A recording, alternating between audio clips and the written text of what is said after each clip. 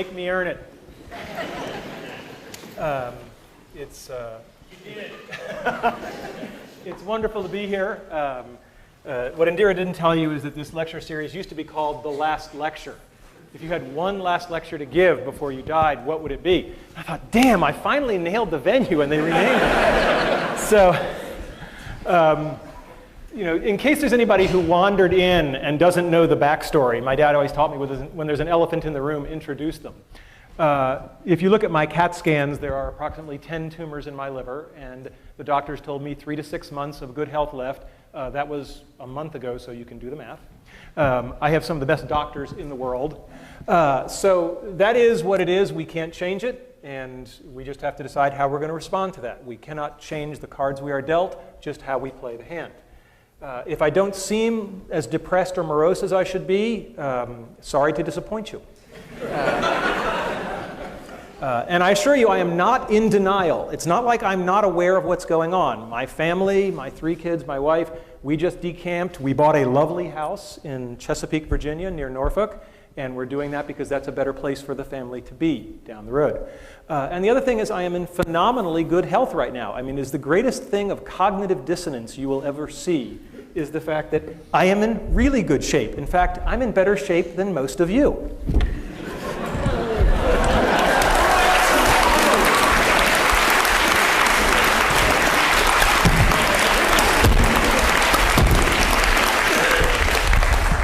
So anybody who wants to cry or pity me can come down and do a few of those, and then you may pity me.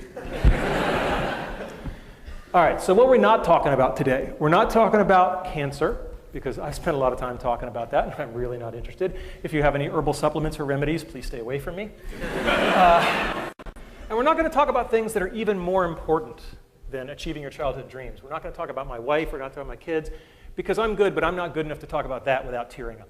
So we're just going to take that off the table. That's much more important. And we're not going to talk about spirituality and religion, although I will tell you that I have experienced a deathbed conversion. I just bought a Macintosh.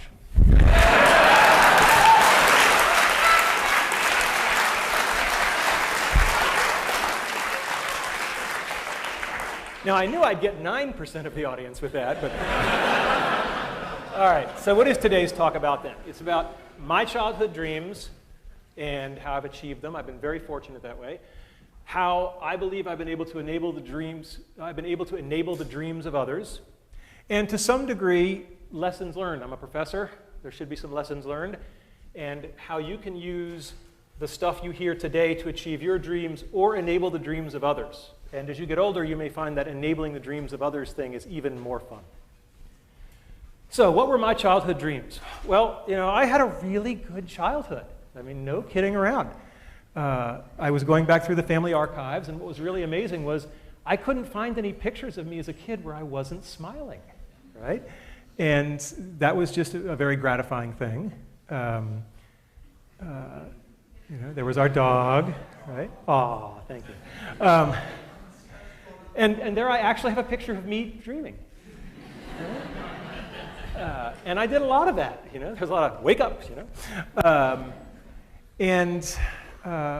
it was an easy time to dream. I was born in 1960, right?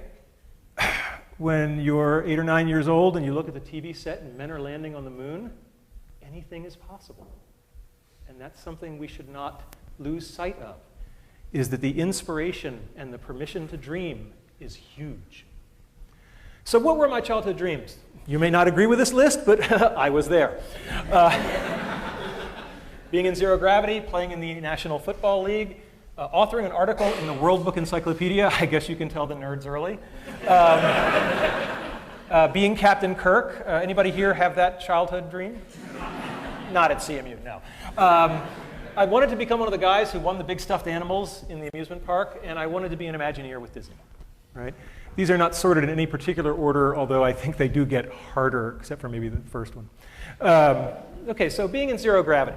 Now, it's important to have specific dreams. I did not dream of being an astronaut, because when I was a little kid, I wore glasses, and they told me, oh, astronauts can't have glasses. And I was like, I didn't really want the whole astronaut gig. I just wanted the floating.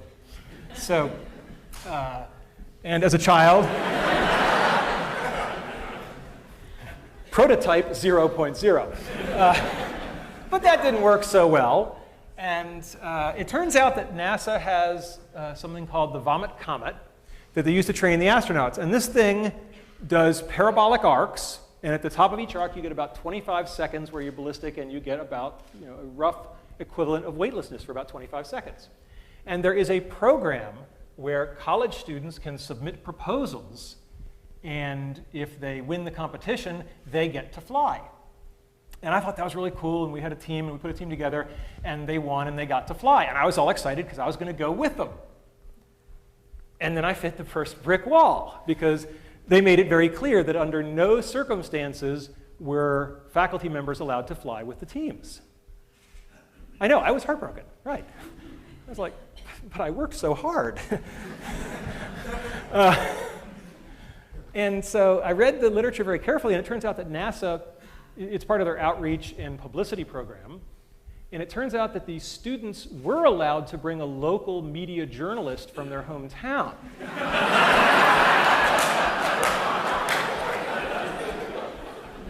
And Randy Pausch, web journalist. It's really easy to get a press pass. So I called up the guys at NASA, and I said, I need to know where to fax some documents. And they said, what documents are you going to fax us? So I said, my resignation as the faculty advisor and my application as the journalist. And he said, that's a little transparent, don't you think? And I said, yeah, but our project is virtual reality, and we're going to bring down a whole bunch of VR headsets, and all the students from all the teams are going to experience it, and all those other real journalists are going to get to film it. Jim Foley's going, ah, you bastard, yes. And the guy said, here's the fax number.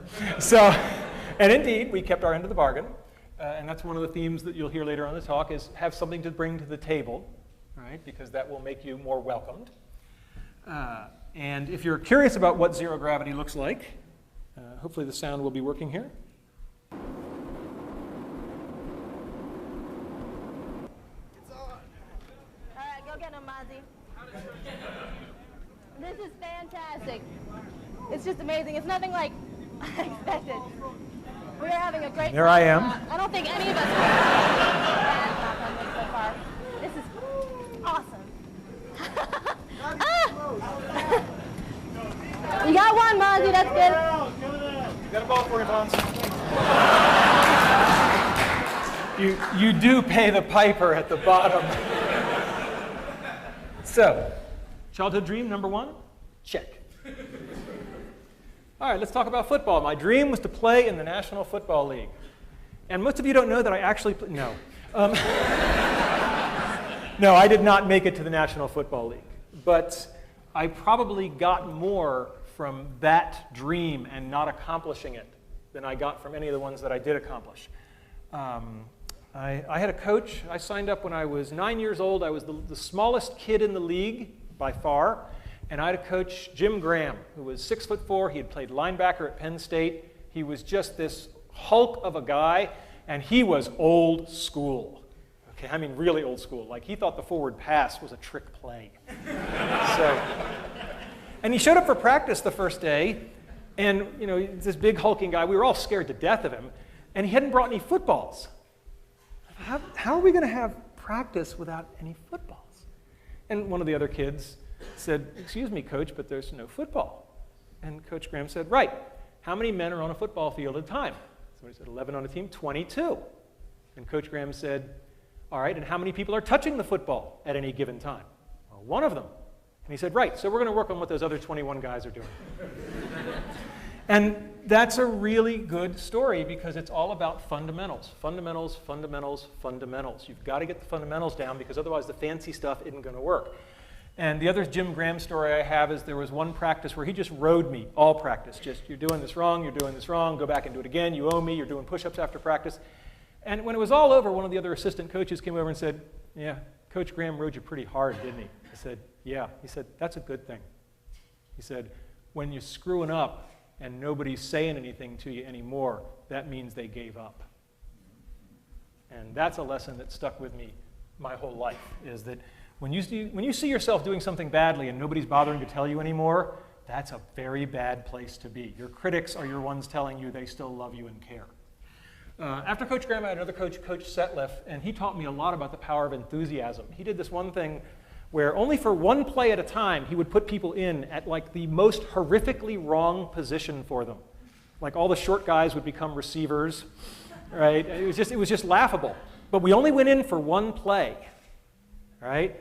And boy, the other team just never knew what hit them. Because when you're only doing it for one play and you're just not where you're supposed to be, and freedom's just another word for nothing left to lose, boy, are you going to clean somebody's clock for that one play.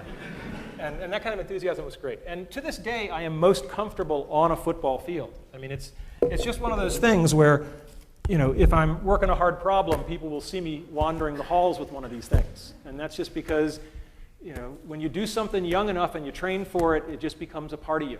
And I'm very glad that football was a part of my life.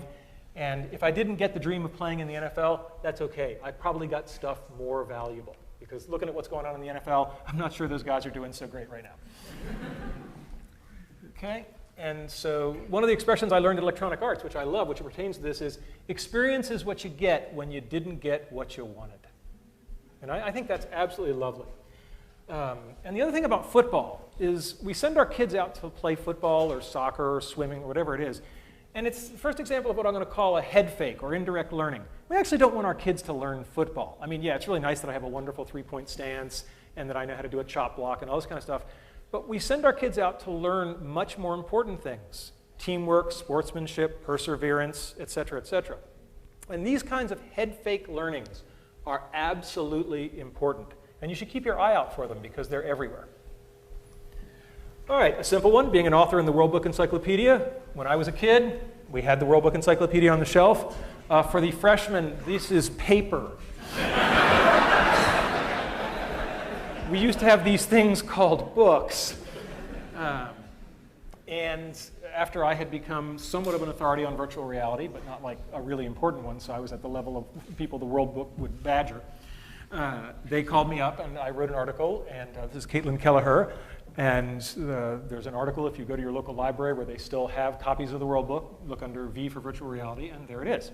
And all I have to say is that having been selected to be an author in the World Book Encyclopedia, I now believe that Wikipedia is a perfectly fine source for your information because I know what the quality control is for real encyclopedias. They let me in.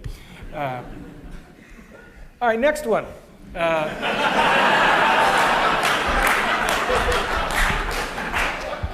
At a certain point, you just realize there's some things you're not going to do, so maybe you just want to stand close to the people. And I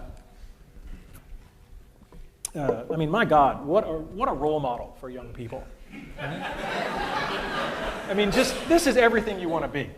And what I learned that carried me forward in leadership later is that, you know, he wasn't the smartest guy on the ship. I mean, Spock was pretty smart, and McCoy was the doctor, and Scotty was the engineer, and you sort of go, and what skill set did he have to get on this damn thing and run it? And, you know, clearly there's this skill set called leadership. And, you know, whether or not you like the series, there's no doubt that there was a lot to be learned about how to lead people by watching this guy in action. So, and he just had the coolest damn toys, right? I mean, my God, he, you know, I just thought it was fascinating as a kid that he had this thing and he could, you know, talk to the ship with it. Right? You know, I just thought that was just spectacular. And of course, now I own one and it's smaller. So that's kind of cool. So I got to achieve this dream.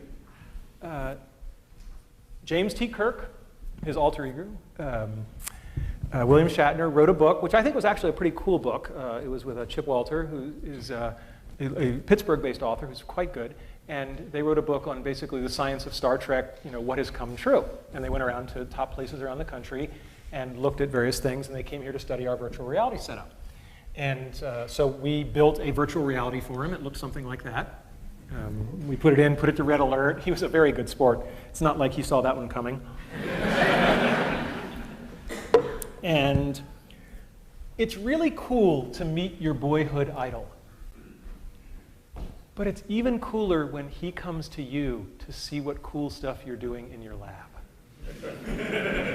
And that was just a great moment. All right, winning stuffed animals. This may seem mundane to you, but when you're a little kid and you see the big buff guys walking around in the amusement park and they got all these big stuffed animals, right? And this is my lovely wife. And I have a lot of pictures of stuffed animals I've won. That's my dad posing with one that I won. I've won a lot of these animals. There's my dad. He did win that one, to his credit.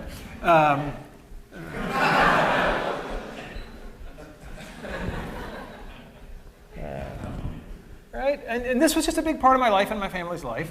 But I can hear the cynics. In this age of digitally manipulated things, maybe those bears really aren't in the picture with me, or maybe I paid somebody $5 to take a picture in the theme park next to the bear, and I said, how in this age of cynicism can I convince people? And I said, I know, I can show them the bears. Bring them out.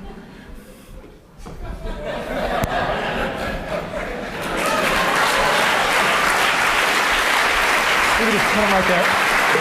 We just put them back against the wall. Disney. It's hard to hear you. Okay. Okay. Thanks, honey. So here are some bears. We didn't have quite enough room in the moving truck down to Chesapeake, and anybody who'd like a little piece of me at the end of this, feel free to come up. First come, first serve. All right, my next one, being an Imagineer. This was the hard one. Believe me, getting to zero gravity is easier than becoming an Imagineer. When I was a kid, I was 8 years old, and our family took a trip cross-country to see Disneyland. And if you've ever seen the movie National Lampoon's Vacation, it was a lot like that.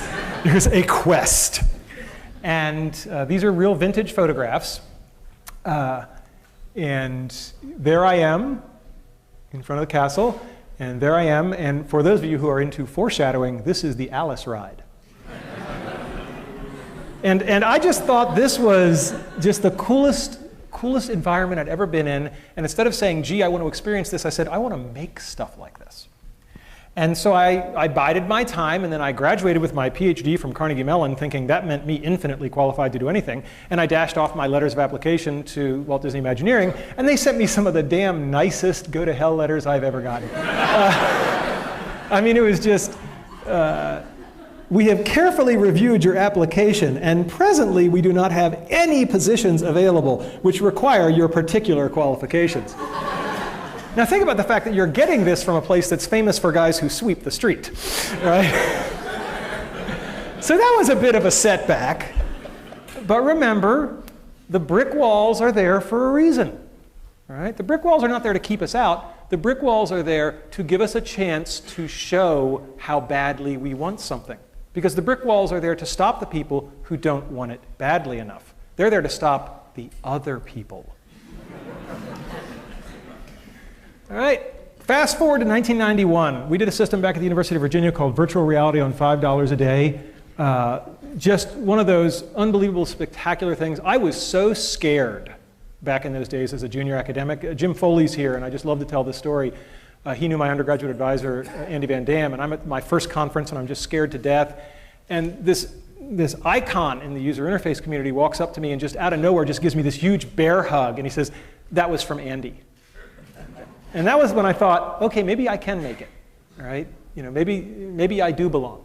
And a similar story is that this was just this unbelievable hit because at the time everybody needed $500,000 to do virtual reality, and everybody felt frustrated. And we literally hacked together a system for about $5,000 in parts and made a working VR system. And people were just like, oh my God, this like, the Hewlett-Packard Garage thing, this is so awesome. And so I'm giving this talk, and the room has just gone wild. And during the Q&A, a guy named Tom Furness, who was one of the big names in virtual reality at the time, he goes up to the microphone and he introduces himself. And I didn't know what he looked like, but I sure as hell knew the name. And he asked a question. And I was like, I'm sorry, did you say you're Tom Furness? And he said, yes. I said, then I would love to answer your question, but first, will you have lunch with me tomorrow? And there's a lot in that little moment, right? There's a lot of humility, but also asking a person where he can't possibly say no.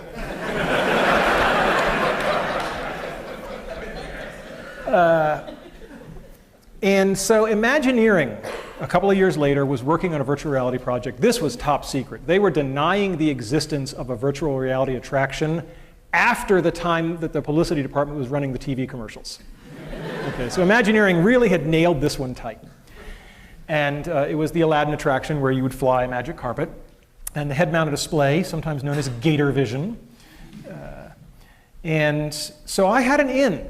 As soon as the project had just, they started running the TV commercials. And I had been asked to brief the Secretary of Defense on the state of virtual reality. Okay, Fred Brooks and I had been asked to brief the Secretary of Defense. And that gave me an excuse. So I called them up, I called Imagineering, and I said, look, I'm briefing the Secretary of Defense. I'd like some materials on what you have, because it's one of the best VR systems in the world. And they kind of pushed back, and I said, look, is all this patriotism stuff in the parks a farce? And they're like, okay. They said, but the PR department doesn't, this is so new, the PR department doesn't have any footage for you, so I'm going to have to connect you straight through to the team who did the work. Jackpot. Right? So I find myself on the phone with a guy named John Snoddy, who is one of the most impressive guys I have ever met. And he was the guy running this team, and it's not surprising they had done impressive things. And so he sent me some stuff. We talked briefly, he sent me some stuff, and I said, hey, I'm going to be out in the area for a conference shortly. Would you like to get together and have lunch? Translation, I'm going to lie to you and say that I have an excuse to be in the area so I don't look too anxious. But I would go to Neptune to have lunch with you. And so John said, sure. And I spent something like 80 hours talking with all the VR experts in the world, saying, if you had access to this one unbelievable project, what would you ask? And then I compiled all of that, and I had to memorize it, which anybody who knows me knows that I have no memory at all, because I couldn't go in looking like a dweeb with, hi, question 72, right? So I went in, and this was like a 2-hour lunch, and John must have thought he was talking to, some phenomenal person, because all I was doing was channeling Fred Brooks and Ivan Sutherland and Andy Van Damme and people like that, and Henry Fuchs. So it's pretty easy to be smart when you're parroting smart people. And at the end of the lunch with John, I sort of, as we say in the business, made the ask. And I said, I have a sabbatical coming up. And he said, what's that? The beginnings of the culture clash. And so I talked to him about the possibility of coming there and working with him. And he said, well, that's really good, except, you're in the business of telling people stuff, and we're in the business of keeping secrets. Right? And then what made John Snoddy was he said, but we'll work it out. Right? Which I really loved. The other thing that I learned from John Snoddy, I could do easily an hour-long talk just on what have I learned from John Snoddy. One of the things he told me was that wait long enough and people will surprise and impress you. He said, when you're pissed off at somebody and you're angry at them, you just haven't given them enough time.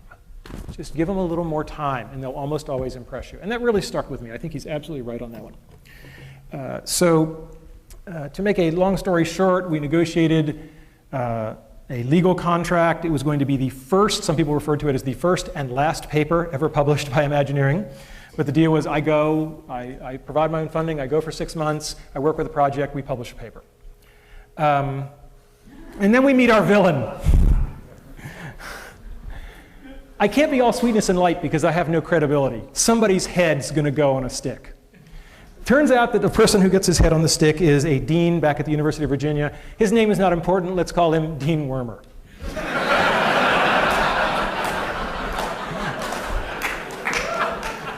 And Dean Wormer has a meeting with me where I say I want to do this sabbatical thing, and I've actually gotten the Imagineering guys to let an academic in, which is insane. I mean, if John hadn't gone nuts, this would never have been a possibility. This is a very secretive organization.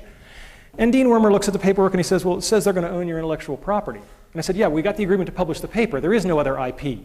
I don't do patentable stuff. And he says, yeah, but you might. So deal's off, and just get him to change that little clause there, and then come back to me. I'm like, excuse me? And then I said to him, I want you to understand how important this is. If we can't work this out, I'm going to take an unpaid leave of absence, and I'm just going to go there, and I'm going to do this thing. And he said, hey, I might not even let you do that. I mean, you've got the IP in your head already, and maybe they're going to suck it out of you, so that's not going to fly either.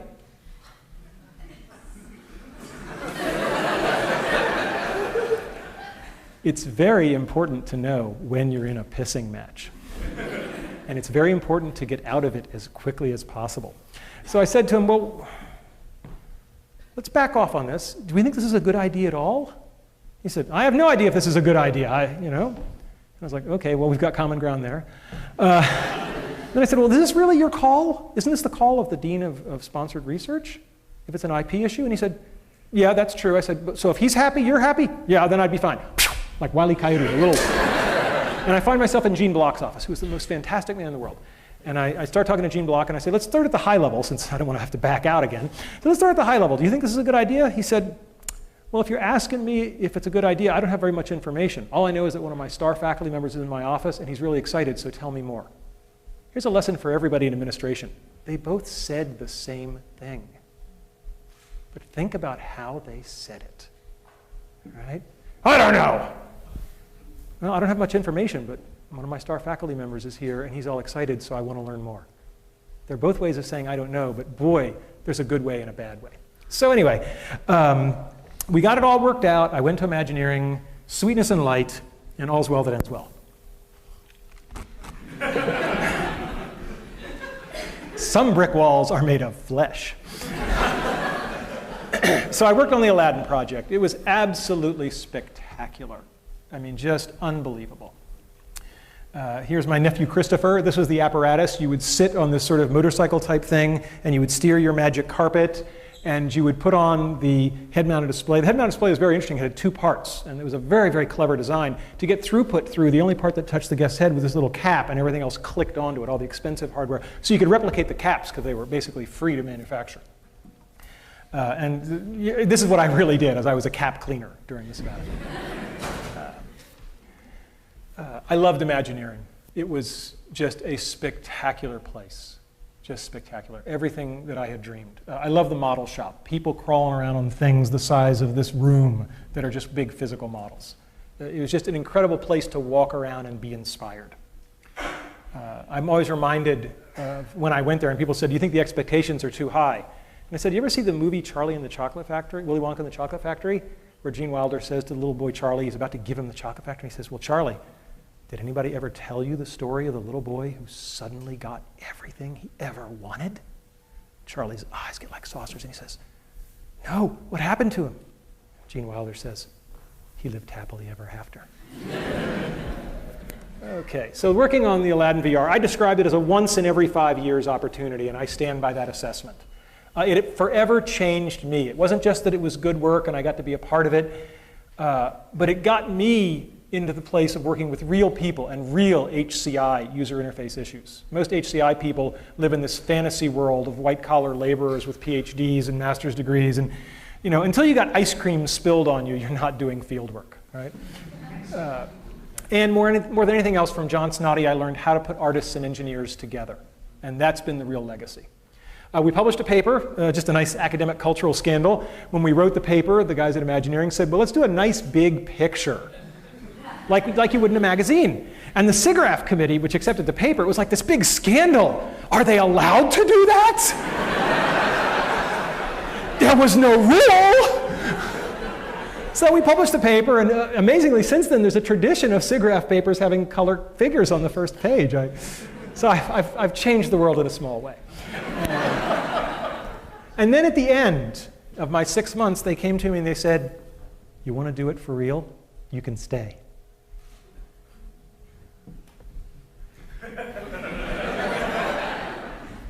And I said no. One of the only times in my life I have surprised my father. He was like, you what? He said, since you were, all you wanted, and now they got it, and you're like, huh? There was a bottle of Maalox in my desk drawer. Be careful what you wish for. It was a particularly stressful place. Imagineering in general is actually not so Maalox-laden, but the lab I was in, John left in the middle. And it was a lot like the Soviet Union. It was a little dicey for a while. But it worked out okay. And if they had said, stay here or never walk in the building again, I would have done it. I would have walked away from tenure. I would have just done it. But they made it easy on me. They said, you can have your cake and eat it too. And I basically become a day a week consultant for Imagineering, and I did that for about 10 years. And that's one of the reasons you should all become professors. Right? Because you can have your cake and eat it too. Okay? I went on and consulted on things like Disney Quest, so there was the Virtual Jungle Cruise, And the best interactive experience, I think, ever done, and Jesse Schell gets the credit for this, Pirates of the Caribbean, wonderful at Disney Quest. And so those are my childhood dreams. And that's pretty good. I felt good about that. So then the question becomes, how can I enable the childhood dreams of others? And again, boy, am I glad I became a professor. What better place to enable childhood dreams? Maybe working at EA, I don't know, that'd probably be a good close second. But, and this started in a very concrete realization that I could do this. Because a young man named Tommy Burnett, when I was at the University of Virginia, came to me, was interested in joining my research group, and we talked about it, and he said, oh, and I have a childhood dream. Well, it gets pretty easy to recognize them when they tell you. And I said, yes, Tommy, what is your childhood dream? He said, I want to work on the next Star Wars film. Now, you got to remember the timing on this. Where is Tommy? Tommy is here today. What year would this have been, your sophomore year? Oh. It was around 1993. Are you breaking anything back there, young man? Okay, all right. So in 1993, and I said to Tommy, you know they're probably not going to make those next movies.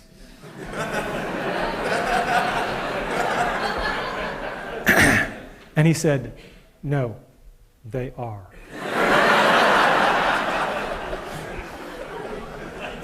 And Tommy worked with me for a number of years as an undergraduate and then as a staff member. And then when I moved to Carnegie Mellon, every single member of my team came from Virginia to Carnegie Mellon, except for Tommy, because he got a better offer. And he did indeed work on all 3 of those films.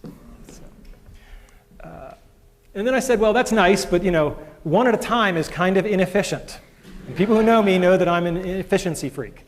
So I said, can I do this in mass? Can I get people turned in such a way that they can be turned on to their childhood dreams?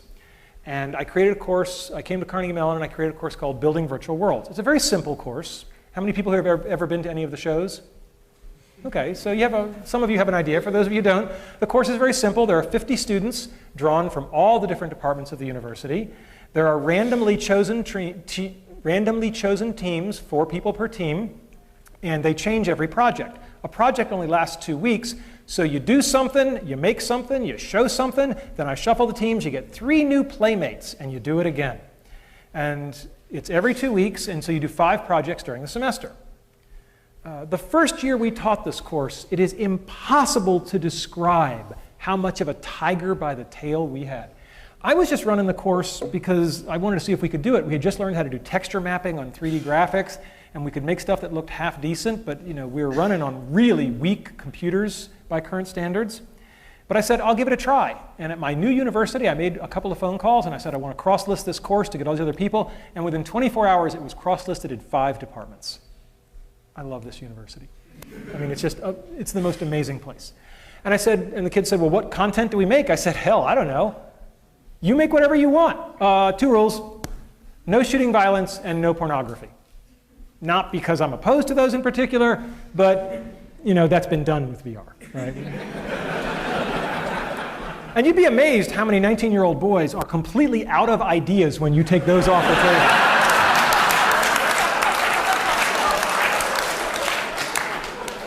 Anyway, so I taught the course. The first assignment, I gave it to them. They came back in 2 weeks, and they just blew me away. I mean, the work was so beyond, literally, my imagination. Because I'd copied the process from Imagineering's VR lab, but I had no idea what they could or couldn't do with it as undergraduates and how, because their tools were weaker. And they came back in the first assignment, and they did something that was so spectacular that I literally did 10 years as a professor, and I had no idea what to do next. So I called up my mentor. I called up Andy Van Dam. And I said, Andy, I just gave a 2-week assignment, and they came back and did stuff that if I'd given them a whole semester, I would have given them all A's. Sensei, what do I do? And Andy thought for a minute, and he said,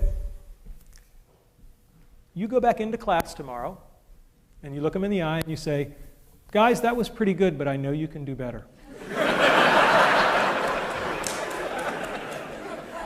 And that was exactly the right advice, because what he said was, you obviously don't know where the bar should be, and you're only going to do them a disservice by putting it anywhere. And boy, was that good advice, because they just kept going. And during that semester, it became this underground thing. I'd walk into a class with 50 students in it, and there were 95 people in the room. Because it was the day we were showing work, and people's roommates and friends and parents. I'd never had parents come to class before.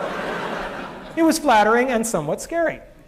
And so it snowballed, and we had this bizarre thing of, well, we got to share this. If there's anything I've been raised to do, it's to share. And I said, we got to show this at the end of the semester. We got to have a big show. And we booked this room, Economy. I have a lot of good memories in this room. And we booked it not because we thought we could fill it, but because it had the only AV setup that would work, because this was a zoo, right? Computers and everything. And then we filled it. And we more than filled it. We had people standing in the aisle. I will never forget the dean at the time, Jim Morris, was sitting on the stage right about there. We had to kind of scoot him out of the way. And the energy in the room was like nothing I'd ever experienced before. And President Cohen, Jerry Cohen, was there, and he sensed the same thing. He later described it as like an Ohio State football pep rally, except for academics. And he came over and he asked exactly the right question. He said, before you start, he said, I gotta know, where are these people from? He said, the audience, what departments are they from? And we polled them, and it was all the departments. And I felt very good because I had just come to campus, he had just come to campus, and my new boss had seen in a very corporal way that this is the university that puts everybody together. And that made me feel just tremendous. So we did this campus-wide exhibition. People perform down here. They're in costume. And we project just like this, and you can see what's going on. You can see what they're seeing in the head mount. There's a lot of big props. So there's a guy whitewater rafting. This is Ben and E.T. And yes, I did tell them if they didn't do the shot of the kids biking across the moon, I would fail him. That is a true story. And I thought I'd show you just... So I thought I'd show you just one world. And if we can get the lights down, if that's at all possible. No, okay, that means no. All right. All right, we'll just do our best then. Oh, hello there. I'm lonely. Make me a world. Make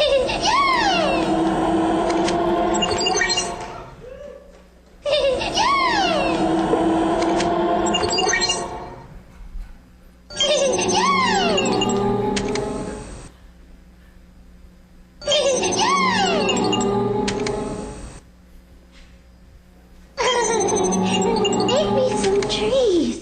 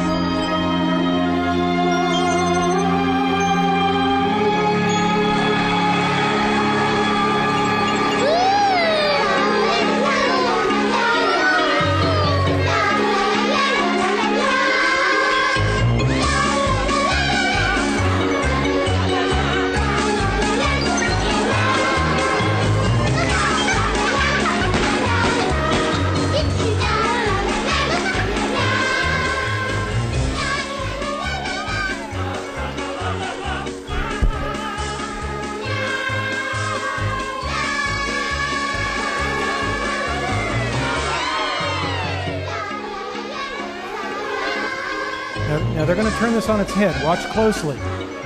The world doesn't want to go on to the next thing in the show. So she's ready to move on, and it's not.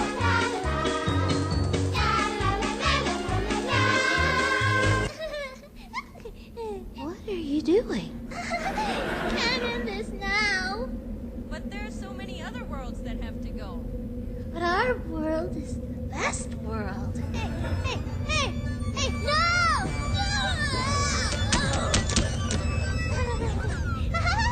Here I am! We're gonna shut you down.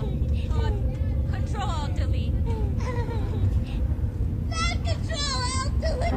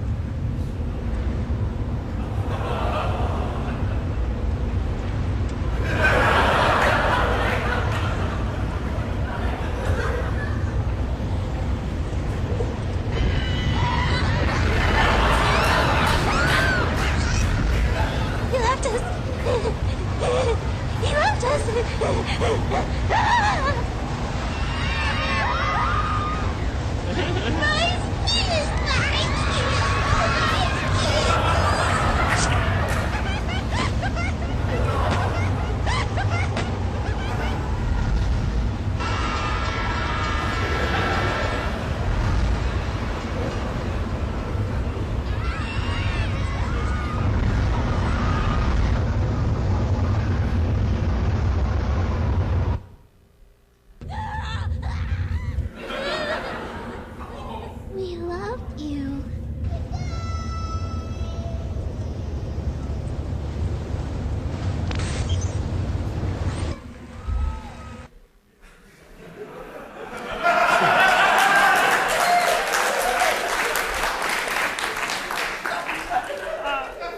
It was an unusual course with some of the most brilliant, creative students from all across the campus. It just was a joy to be involved with. And they took the whole stage performance aspect of this way too seriously. And it became this campus phenomenon every year. People would line up for it. It was very flattering. And it gave kids a sense of excitement of putting on a show for people who were then excited about it. And I think that that's one of the best things you can give somebody, the chance to show them what it feels like to make other people get excited and happy. I mean, that's a tremendous gift. We always tried to involve the audience, whether it was people with glow sticks or batting a beach ball around or driving. This is really cool. This technology actually got used at the Spider-Man 3 premiere in LA, so the audience was controlling something on the screen, so that's kind of nice. And I don't have a class picture from every year, but I dredged all the ones that I do have, and all I can say is that what a privilege and an honor it was to teach that course for something like 10 years. And all good things come to an end, and I stopped teaching that course about a year ago. People always ask me, what was my favorite moment? I don't know if you can have a favorite moment, but boy, there's one I'll never forget. This was a world with, I believe, a roller skating ninja. And one of the rules was that we performed these things live, and they all had to really work, and the moment it stopped working, we went to your backup videotape. And this was very embarrassing. So we have this ninja on stage, and he's doing this roller skating thing, and the world, it did not crash gently. And I come out, and I believe it was Steve Audio, wasn't it? Was it? Where is he? Okay, where's Steve? Ah, my man, Steve Audio. And talk about quick on your feet, right? I say, Steve, I'm sorry, but your world has crashed, and we're going to go to videotape. And he pulls out his ninja sword and says, I am dishonored! Wah! And just drops.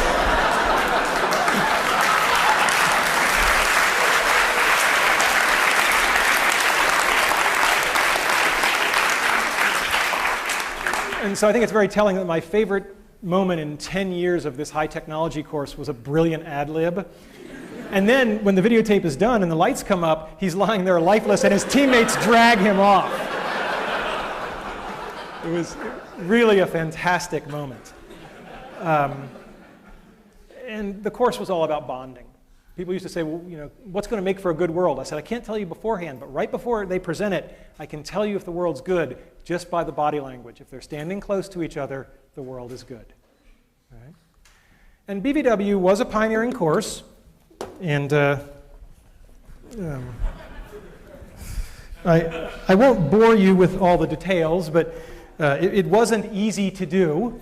And I was given this when I stepped down from the ETC, and I think it's emblematic. If you're going to do anything that's pioneering, you will get those arrows in the back, and you just have to put up with it. I mean, everything that could go wrong did go wrong, but at the end of the day, a whole lot of people had a whole lot of fun.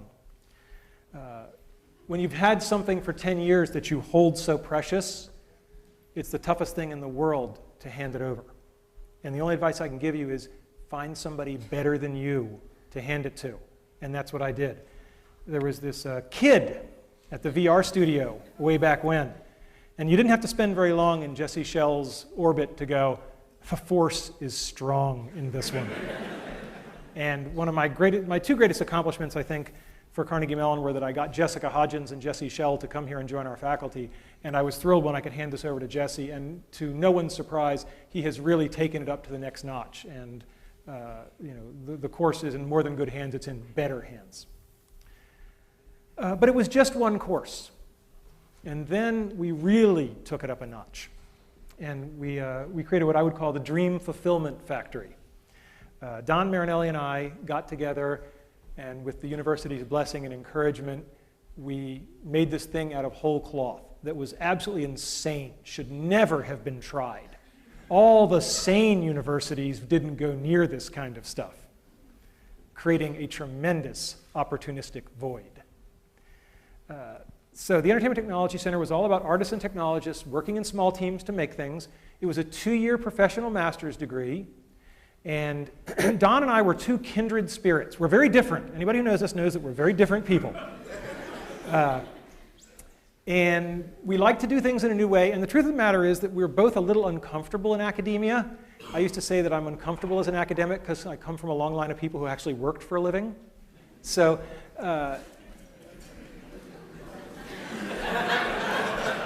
I detect nervous laughter. All right. And I want to stress, Carnegie Mellon is the only place in the world that the ETC could have happened. By far, the only place.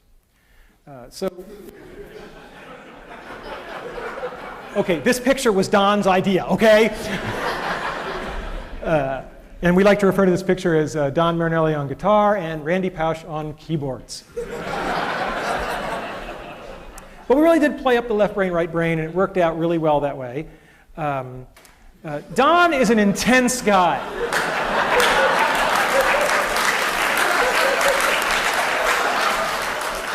And Don and I shared an office. And at first it was a small office. We shared an office for 6 years. Right? Now, those of you who know Don know he's an intense guy. Right? And given my current condition, somebody was asking me, this is a terrible joke, but I'm going to use it anyway. Because I know Don will forgive me. Somebody said, given your current condition, have you thought about whether you're going to go to heaven or hell? And I said, I don't know, but if I'm going to hell, I'm due 6 years for time served. But I kid.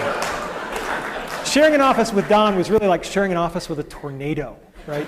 There was just so much energy, and you never knew which trailer was next, right? But you knew something exciting was going to happen. And there was so much energy. And I do believe in giving credit where credit is due. So in my typically visual way, right, if Don and I were to split the success for the ETC, he clearly gets the lion's share of it. He did the lion's share of the work. Okay, he had the lion's share of the ideas. It was a great teamwork. I think it was a great yin and a yang, but it was more like yin and yang. Right? And he deserves that credit, and I give it to him because the ETC is a wonderful place. And he's now running it, and he's taking it global. We'll talk about that in a second. Describing the ETC is really hard, and I finally found a metaphor. Telling people about the ETC is like describing Cirque du Soleil if they'd never seen it. Sooner or later, you're going to make the mistake. You're going to say, well, it's like a circus. And then you're dragged into this conversation about, oh, how many tigers, how many lions, right? How many trapeze acts? And that misses the whole point. So when we say we're a master's degree, we're really not like any master's degree you've ever seen. Here's the curriculum.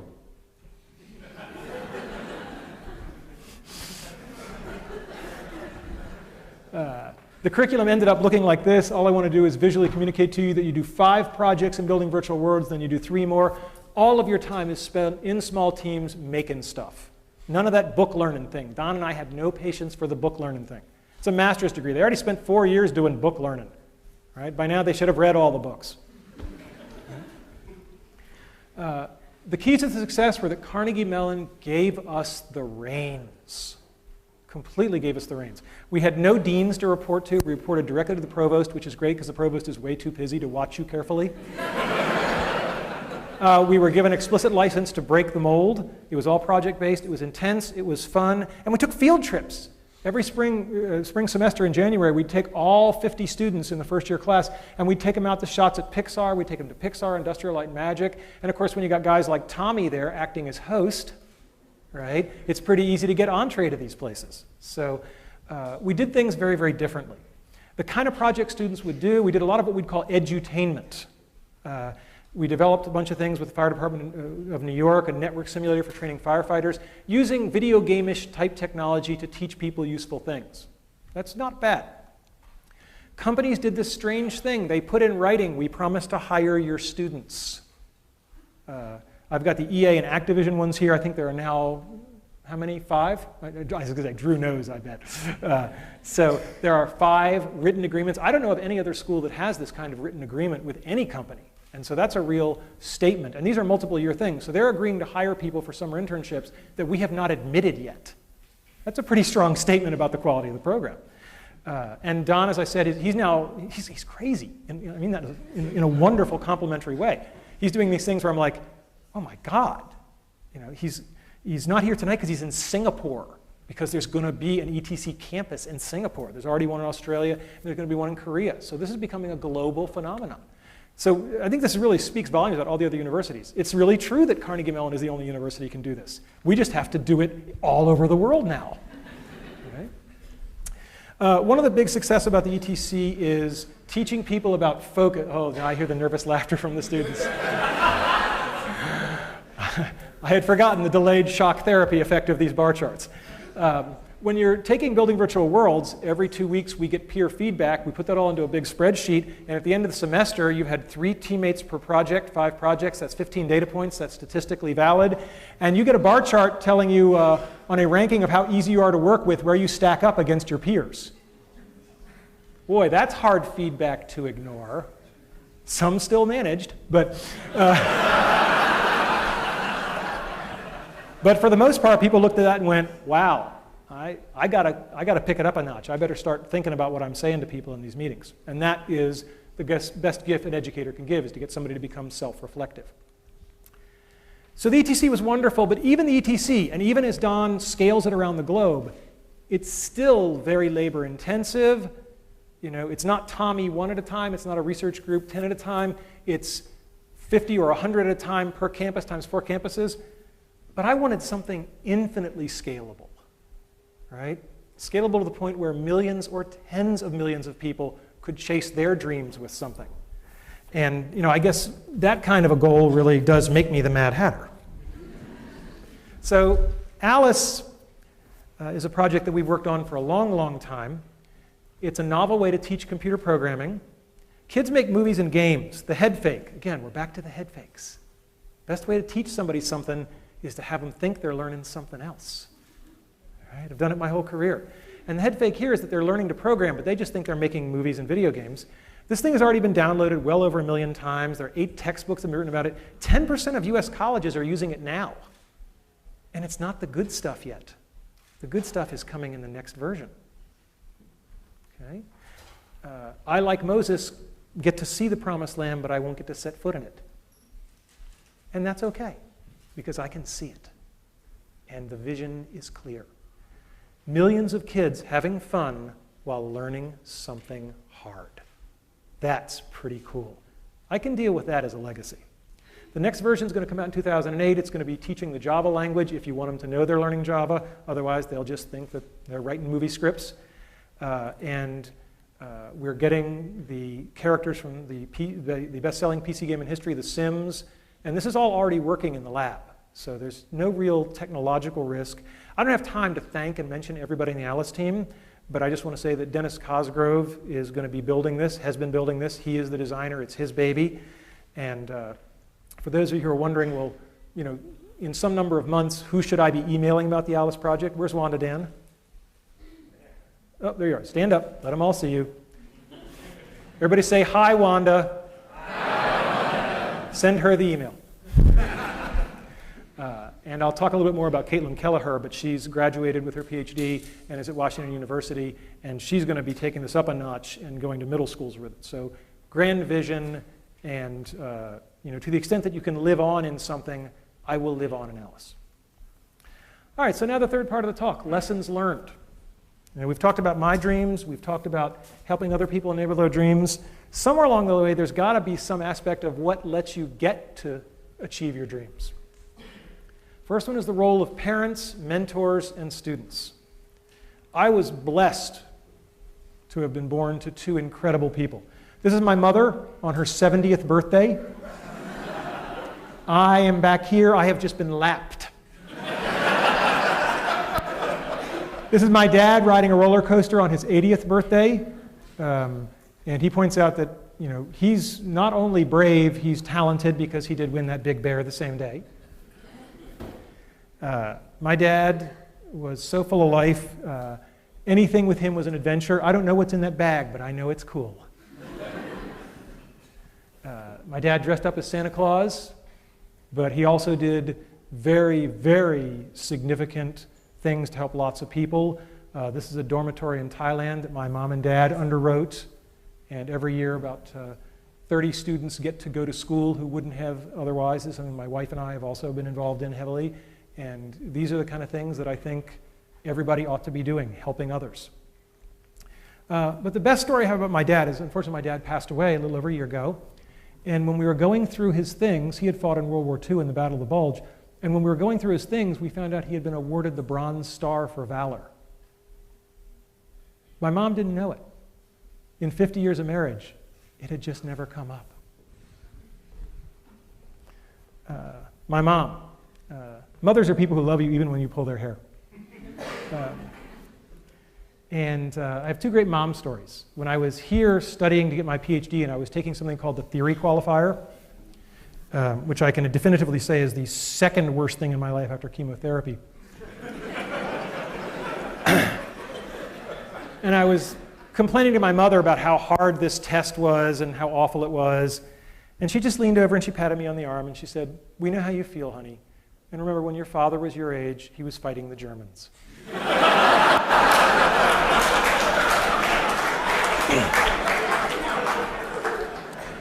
After I got my PhD, my mother took great relish in introducing me as, "This is my son. He's a doctor, but not the kind who helps people."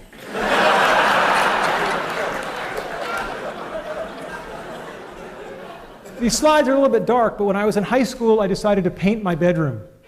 I'd always wanted a submarine and an elevator. And the great thing about this...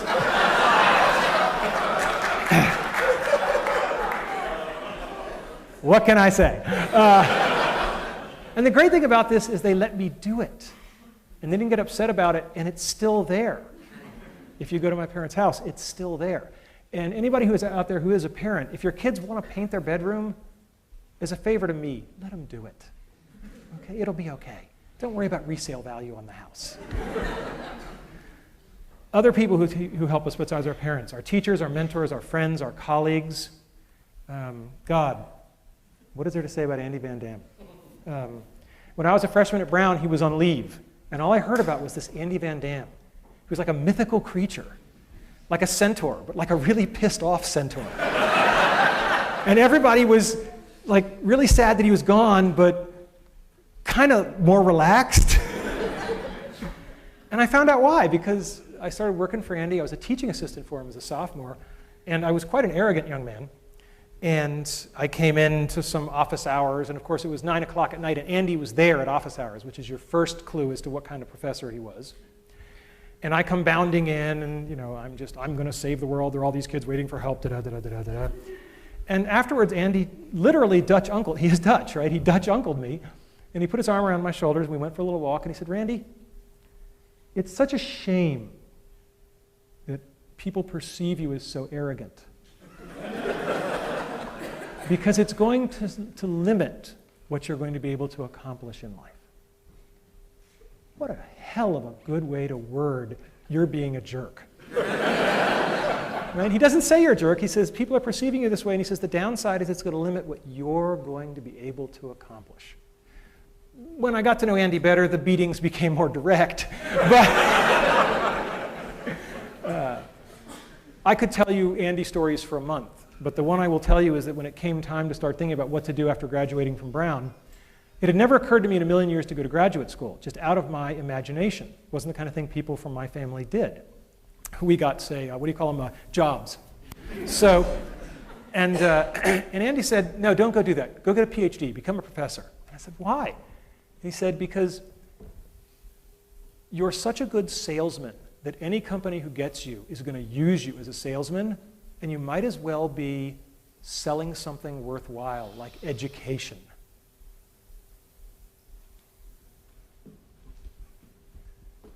Thanks. Andy was my first boss, so to speak. I was lucky enough to have a lot of bosses. That red circle was way off. Al's over here. I don't know what the hell happened there. He's probably watching this on the webcast going, my God, he's targeting, and he still can't aim. All right. I don't want to say much about the great bosses I've had, except that they were great. And I know a lot of people in the world have had bad bosses, and I haven't had to endure that experience, and I'm very grateful to all of the people that I ever had to report to. They've just been incredible. But it's not just our bosses. We learn from our students. I think the best head fake of all time comes from Dr. Caitlin Keller, who just finished up here and is starting at Washington University. And she looked at Alice when it was an easier way to learn to program, and she said, yeah, but why is that fun?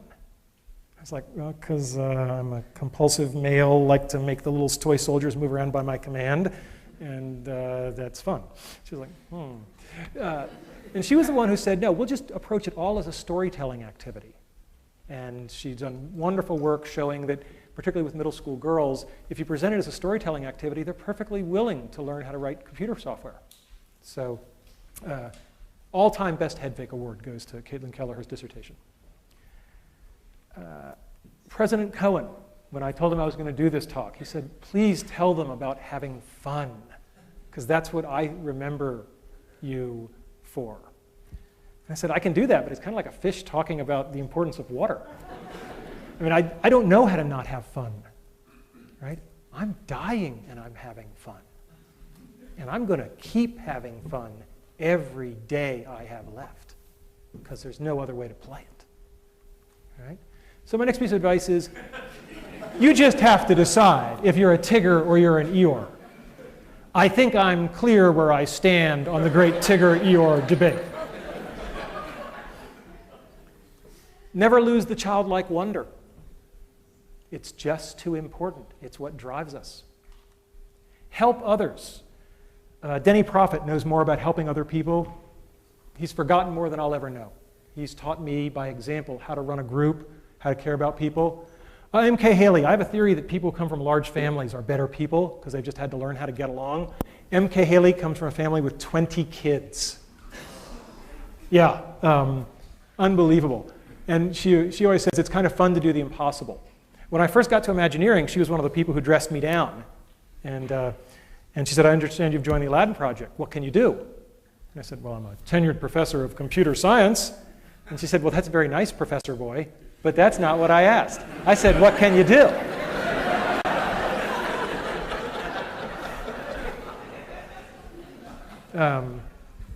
And, you know, I mentioned sort of my working class roots. We keep what is valuable to us, what we cherish, and I've kept my Letterman's jacket all these years. I used to like wearing it in grad school, and one of my friends, Jessica Hodgins, would say, why do you wear this Letterman's jacket? And I looked around at all the non-athletic guys around me who were much smarter than me, and I said, because I can. And so she thought that was a real hoot, so one year she made for me this little Raggedy Randy doll. And, he's got a little Letterman's jacket, too. That's my all-time favorite. It's the perfect gift for the egomaniac in your life. So I've met so many wonderful people along the way. Loyalty is a two-way street. There was a young man named Dennis Cosgrove at the University of Virginia. And when he was a young man, let's just say things happened. And I found myself talking to a dean. And the dean, no, not that dean. And anyway, this dean really had it in for Dennis, and I could never figure out why, because Dennis was a fine fellow. But for some reason, this dean really had it in for him. And I ended up basically saying, no, I vouch for Dennis. And the guy says, you're not even tenured yet. And you're telling me you're going to vouch for this sophomore or junior or whatever? I think it was a junior at the time. I said, yeah, I'm going to vouch for him because I believe in him.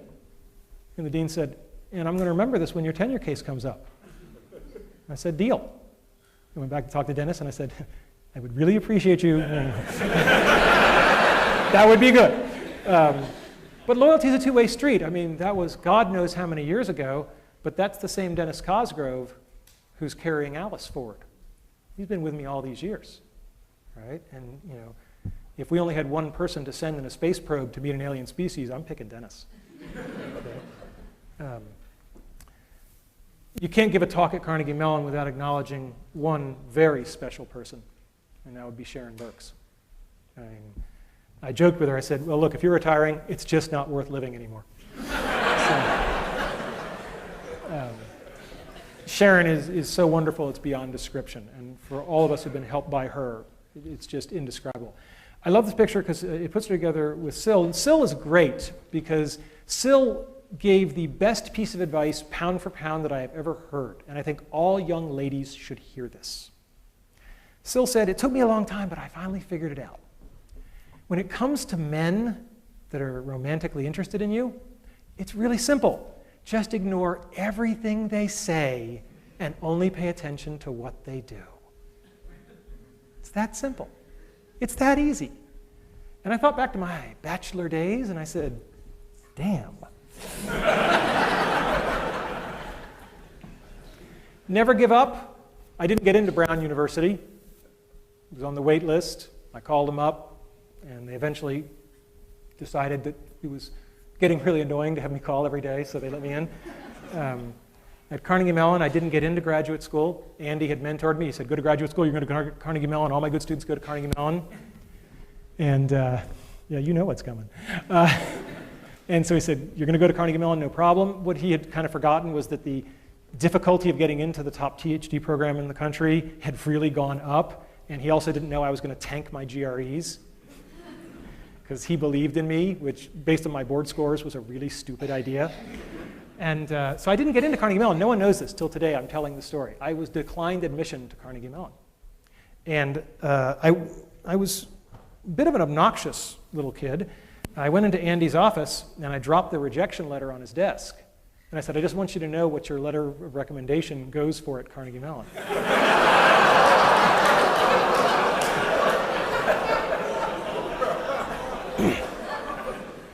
And before the letter had hit his desk, his hand was on the phone, and he said, I will fix this. And I said, no, I don't want to do it that way. That's not the way I was raised. You know, maybe some other graduate schools will see fit to admit me. And he said, look, Carnegie Mellon's where you're going to be. He said, I'll tell you what, I'll make you a deal. Go visit the other schools, because I did get into all the other schools. He said, go visit the other schools, and if you really don't feel comfortable at any of them, then will you let me call Nico? Nico being Nico Haberman. And I said, okay, deal. I went to the other schools without naming them by name. Berkeley, Cornell. They managed to be so unwelcoming that I found myself saying to Andy, you know, I'm going to go get a job. And he said, no, you're not. And he picked up the phone and he talked in Dutch. And he hung up the phone and he said, Nico says if you're serious, be in his office tomorrow morning at 8 a.m. And for those of you who know Nico, this is really scary. So I'm in Nico Haberman's office the next morning at 8 a.m. and he's talking with me. And frankly, I don't think he's that keen on this meeting. I don't think he's that keen at all. And he says, Randy, why are we here? And I said, because Andy phoned you? And I said, well, since you admitted me, I have won a fellowship. The Office of Naval Research is a very prestigious fellowship. I've won this fellowship, and that wasn't in my file when I applied. And Nico said, a fellowship, money, we have plenty of money. That was back then. And he said, we have plenty of money. Why do you think having a fellowship makes any difference to us?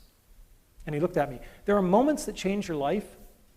And 10 years later, if you know, in retrospect, it was one of those moments, you're blessed.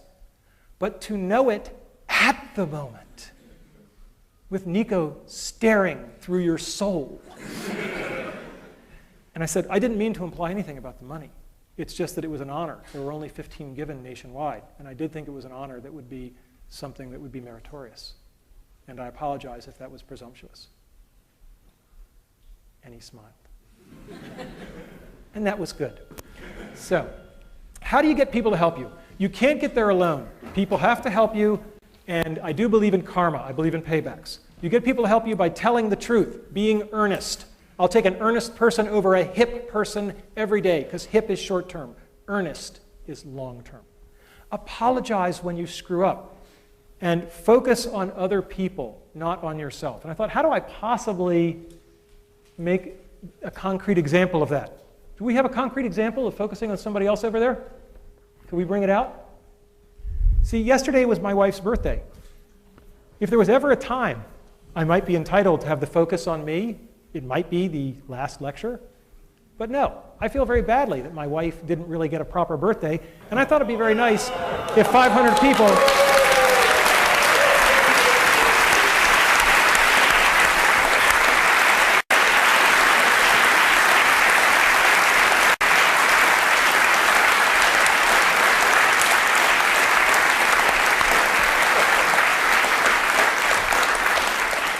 Happy birthday to you. Her name is Jay. Happy birthday to you. Happy birthday, dear Jay. Happy birthday to you.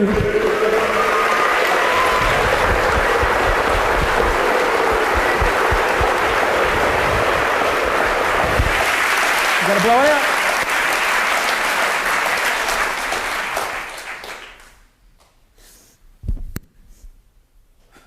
All right.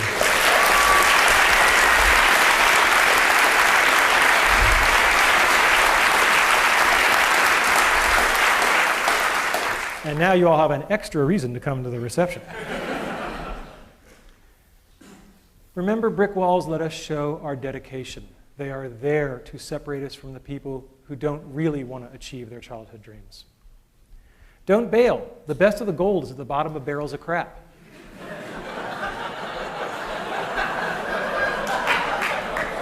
What Steve didn't tell you was the big sabbatical at EA. I'd been there for 48 hours, and they loved the ETC. We were the best. We were the favorites. And then somebody else pulled me aside and said, oh, by the way, we're about to give $8 million to USC to build a program just like yours. We're hoping you can help them get it off the ground.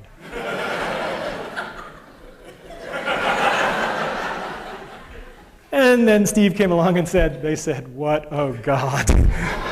And to quote a famous man, I will fix this.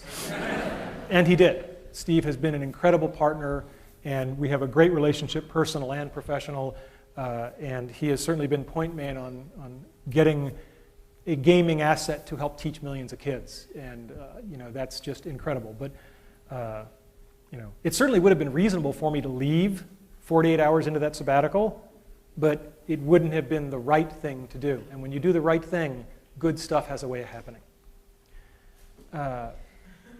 Get a feedback loop and listen to it. Your feedback loop can be this dorky spreadsheet thing I did, or it can just be one great man who tells you what you need to hear.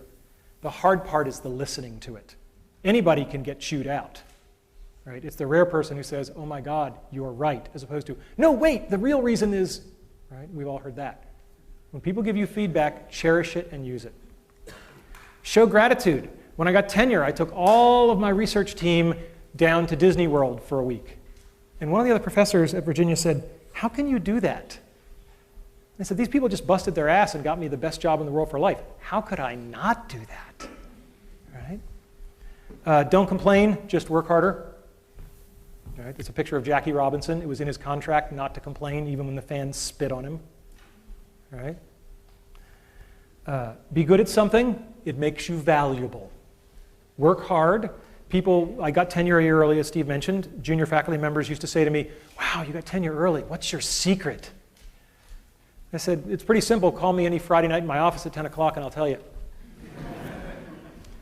Find the best in everybody. One of the things that John Snoddy, as I said, told me is that you might have to wait a long time, sometimes years, but people will show you their good side.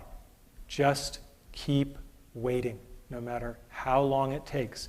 No one is all evil. Everybody has a good side. Just keep waiting. It will come out. And be prepared. Luck is truly where preparation meets opportunity. So today's talk was about my childhood dreams, enabling the dreams of others, and some lessons learned. But did you figure out the head fake? It's not about how to achieve your dreams. It's about how to lead your life. If you lead your life the right way, the karma will take care of itself. The dreams will come to you. Have you figured out the second head fake? Talk's not for you. It's for my kids. Thank you all. Good night.